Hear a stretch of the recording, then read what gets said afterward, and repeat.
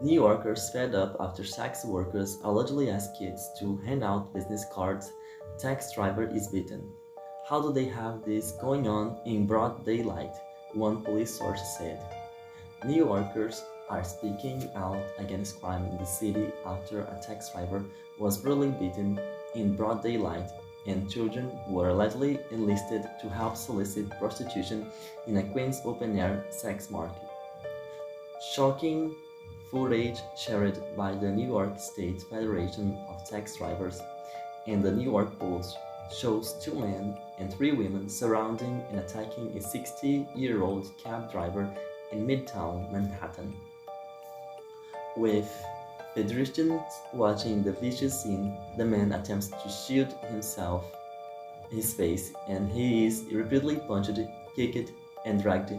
Eventually, the man is knocked against his vehicle, where one woman punches him several times and kicks him in the chest.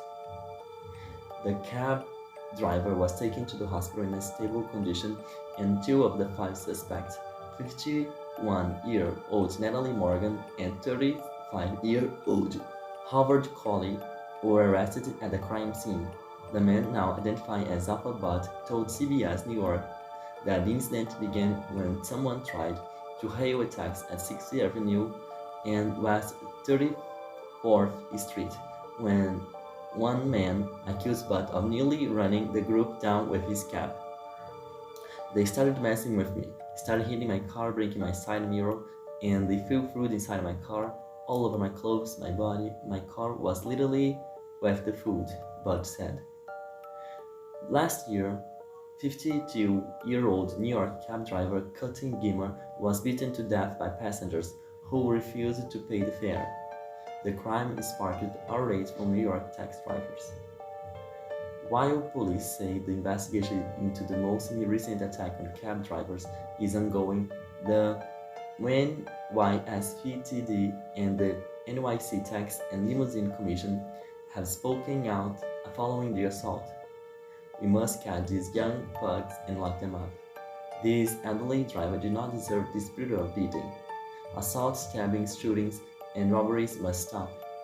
NYSFTD spokesperson Fernando Mateo said in a statement. Tax and Limousine Commission spokesperson Jason Caston said that the violence was totally unacceptable and illegal. Our driver support unit is in contact with the driver and offering him assistance, he added. Across the water in Queens, officers and organizations have expressed concern about a street in Corona that is advertised as an open-air sex market on YouTube.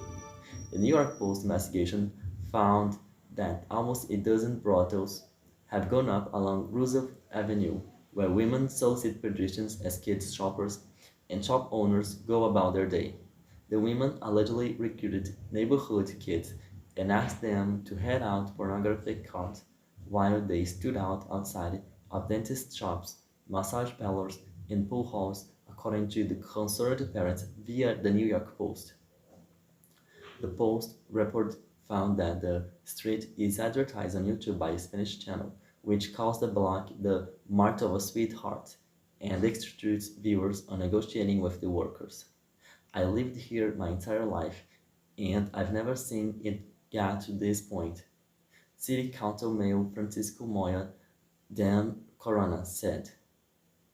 How do they have this going on in broad daylight?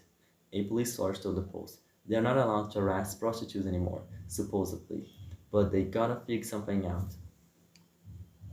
A spokesperson for the DCPI told Fox News Digital that the NYPD has proactively shifted the work of vice enforcement in the last several years to focus primarily on people who purchase or promote the sales of sex rather than prostitutes themselves.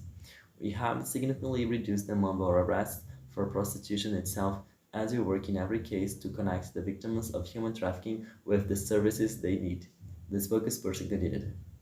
We have also worked proactively to deter individuals buyers of sex, yet prostitution in all forms remains prohibited by law.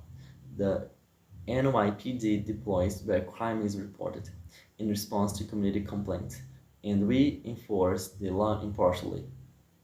6 of the brothels on the street have been closed since June by the Queens District Attorney through a policy known as nuisance abatement that allows prosecutors to impose hefty fines and significant closures on business. Law enforcement sources have said that the move has barely impacted the thriving sex market. You're looking at prostitutes being in a hub area, a law enforcement source told the Post. So your children are right there. It's not fair to the people who live there.